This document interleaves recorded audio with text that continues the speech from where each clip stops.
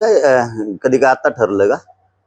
आता काय ते घेतली का नाही घेतली का त्यांचा पक्षांतर्गतचा प्रश्न आहे. त्याच्यामुळे तो पहिला बी होताच आणि आता पण आहे. आम्हाला त्याचा काही फरक पडत नाही. तो झालाय का नाही झालाय का.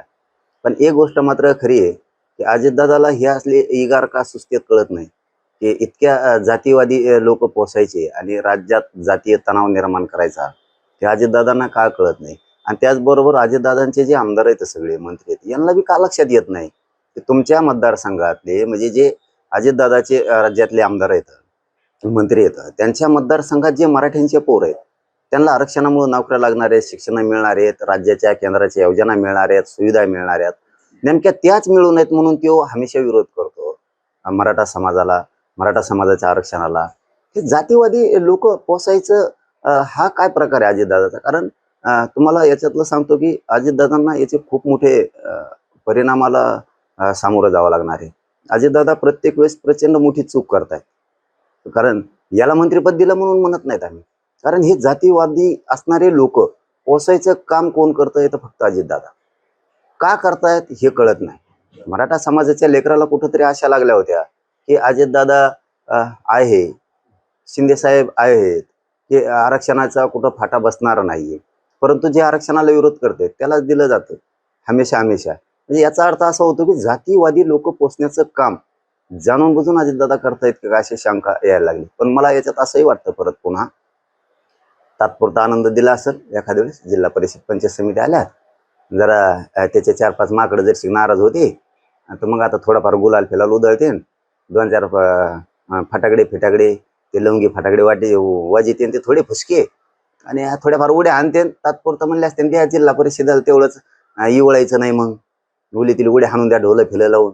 मला वाटतं ते तात्पुरता आनंद असेल त्याचा, घे म्हणा, काय फरक पडत नाही त्यांनी. आणि तो किती असला आम्हाला काय फरक पडत नाही. पण मराठ्यांना मात्र सांगतो जर असं होणार असलं हमेशा हमेशा मराठा आरक्षणाचे मारेकरी अजितदादा करून जाणीवपूर्वक घेतले जाणार असले, जाती जातीच्या गुंडाच्या टोळ्या चालवणाऱ्यांना मुद्दाम मंत्रिपद अजितदादाकडून दिले जात असतील, बळ दिलं असतील तर मराठ्यांना सुद्धा या पुढच्या काळात एकजूट राहावं लागणार आहे सगळ्या पक्षातल्या.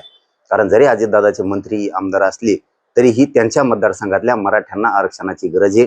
आमदाराच्या पोरापुरीला सुद्धा गरज आहे, मंत्र्याच्या पोरापुरीला गरज आहे, शिक्षकाचे आहे, बिल्डर कॉन्ट्रॅक्टरचे आहे, व्यावसायिकांच्या पोरापुरींना गरज आहे, शिक्षकांच्या पोरापुरींना गरज आहे. मग कोणी शेतकरी मराठा असू दे त्याचाही गरज आहे. मग ते अजितदादा जाणून बुजून असं का करतायत हा प्रश्न निर्माण होतोय. पण मला याच्यातून 100% वाटतं की ह्यो छगन भुजबळला काय दिलंय म्हणता आता तुम्ही याला तात्पुरतं नादी लावलं दिसतंय चॉकलेट बहुतेक. मला 100% वाटतंय की तात्पुरता आनंद आहे त्याला जिल्हा परिषद पुरतं दिला असेल, हाना म्हणले असेल थोड्या उड्या आणि पुन्हा त्यांचं विरजन पडल. 100% पुन्हा त्यांच्या आनंदावर विरजन पडन असं वाटतं. शंका तीच आहे, तात्पुरतं दिलंय. जे खातं धनंजय मुंडे यांच्याकडे होतं तेच खातं छगन भुजबळांना दिलं जाणार आहे. त्यामुळे अंजली जमानी यांनी म्हटले की भ्रष्ट मंत्र्याचं जे खातं आहे ते दुसऱ्या भ्रष्ट मंत्र्याला तुम्ही देणार आहात. मी सांगितलं ना तुम्हाला की अजितदादा असं का वागतायत हे कळायला तयार नाही. कारण कुठंतरी पोरांना वाटत होतं मराठ्यांच्या की चला अजितदादा आहेत, शिंदे साहेब आहेत, भाजपमधले अनेक शेकडो मराठ्यांचे आमदार मंत्री सध्या एका बाजूला आरक्षणाच्या बाजूने की मिळाला पाहिजे गोरगरिबांच्या लेकरांना. पण हे जातीवादी लोक पोचण्याचं काम अजितदादा का करतायत ही मात्र मोठी शंका आहे. कारण अजितदादाला याची मोठी किंमत मोजावी लागणार आहे. 100% अजितदादांना याची खूप मोठी किंमत मोजावी लागणार आहे. कारण त्यांचे जरी आमदार मंत्री असले तरी त्यांच्या मतदारसंघातल्या गोरगरीब मराठ्यांना आरक्षणाची गरज आहे आणि जो विरोध करतोय त्यालाच जाणून बुजून दिलं जात आहे. अजितदादाच्या सगळ्या आमदार मंत्र्यांनी विरोध करायला पाहिजे होता की याला देऊ नका, हा जातीवादी प्रचंड. पण पुढं असंही वाटतं की याला तात्पुरतं दिलं असेल, तात्पुरता आनंद. जरा मागं त्यांचे फटाकडे फिटाकडे वाजायचे राहिले होते, डोलं पिलं वाजायचे थोडेफार म्हणले असेल हाणून द्या उड्या माकडायला, चिंगड्या चांगल्या आहेत ना त्या संघ काही येवल्यावाल्या संघ तर हान थोड्याफार उड्या गटरीत गुटरीत इकडे तिकडं. दुसरं काय फटाकडे वाजायचे राहिले त्यांची मागच्या वेळेस. जिल्हा परिषदेला वाटलं असं आणला यायला आता नगरपालिका त्या आता थोडंफार हे नाटके लय भारी येतं. हे डाव सगळा देवेंद्र फडणवीस असू शकतो. हो हे लय नाटके टायमाला म्हणले असं याला द्या जिल्हा परिषद नगर परिषद होस तर आरडन थोडं भाषणात इकडे तिकडे जाऊन ओबीसी तेवढं मतदान पडत ते अशी शाळा असू शकते.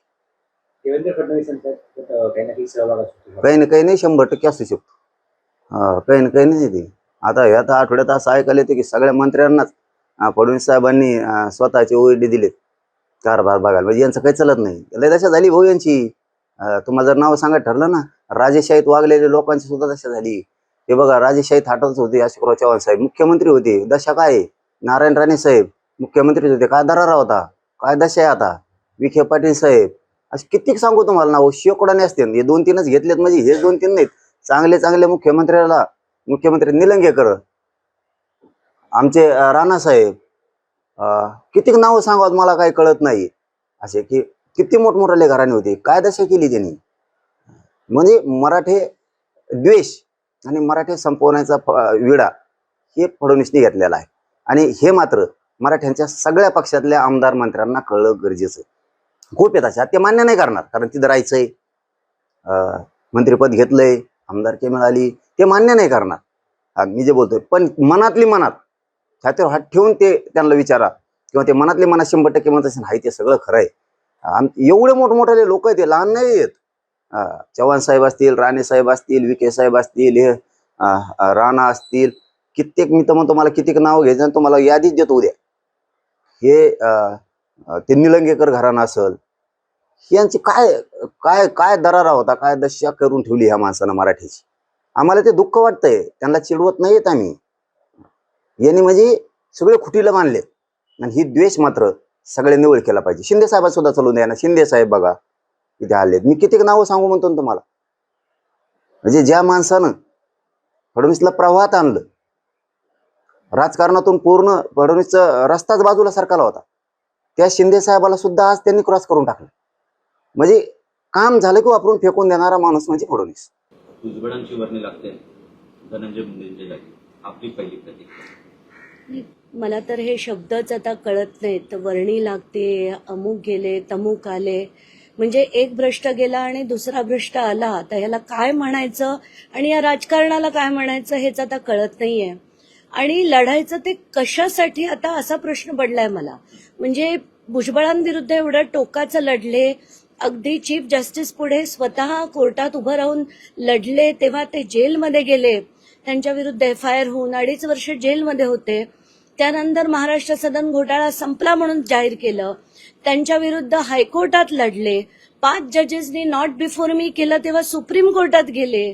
एवढं सगळं करून आता ती पिटिशन अजून महाराष्ट्राच्या हायकोर्टात, मुंबईच्या हायकोर्टात चालू असताना त्यांना पुन्हा जर मंत्रिपद दिलं तर आमच्यासारख्यांनी काय करावं आणि कशासाठी लढावं असा प्रश्न आता माझ्या मनात पडलाय.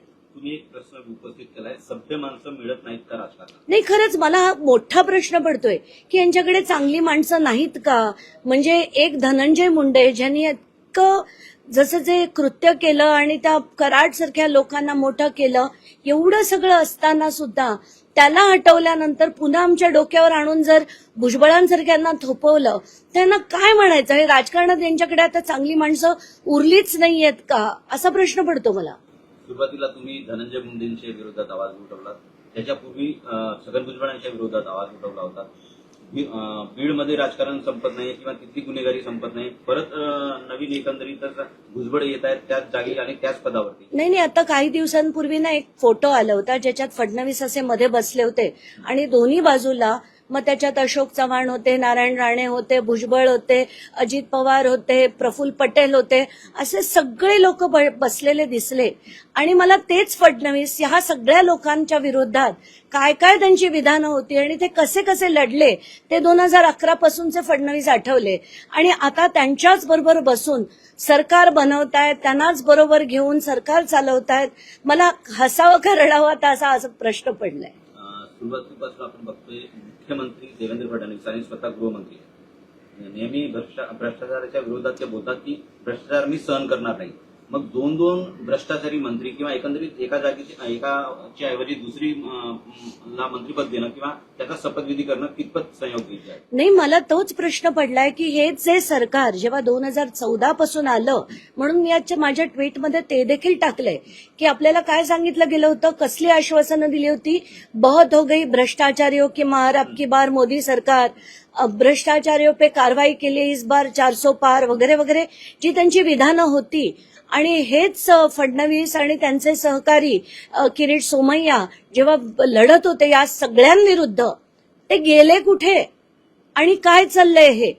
का यालाच म्हणतात राजकारण, जे आम्हाला नाही कळत आणि कळण्याची इच्छा पण नाही. कारण हे इतकं घाण आणि याला जर सो कॉल्ड लोकशाही म्हणत असू ना, तर दुर्दैव आहे आपल्या देशाचं की अशी गुंड असलेली माणसं, अशी भ्रष्ट असलेली माणसं आज आपल्या डोक्यावर थोपवली जात आहेत. दुर्दैव आहे आपलं, दुसरं काहीच म्हणता येत नाही मला. तुम्ही म्हणतायत माणसं थोपवली जातात. काही सुरुवातीपासून तुम्ही धनंजय मुंडेंच्या विरोधात लढलात, त्यांना बाजूला करण्यात आलं. आता छगन भुजबळ येत आहेत त्याच जागी आणि त्याच पदावरती. एकंदरीतच सामाजिक कार्यकर्त्यांचा विचार होत नाही असं दिसतंय का? नाही, मी आज माझ्या ट्विटमध्ये हा देखील प्रश्न विचारलाय की बाबा, हा माझ्यासारख्यांना संदेश आहे का की तुम्ही आमचं काहीच बिघडू शकत नाही? म्हणजे काय बोलावं, लोकांच्या डोक्यावर यांचाच बडीमारा परत होणार का?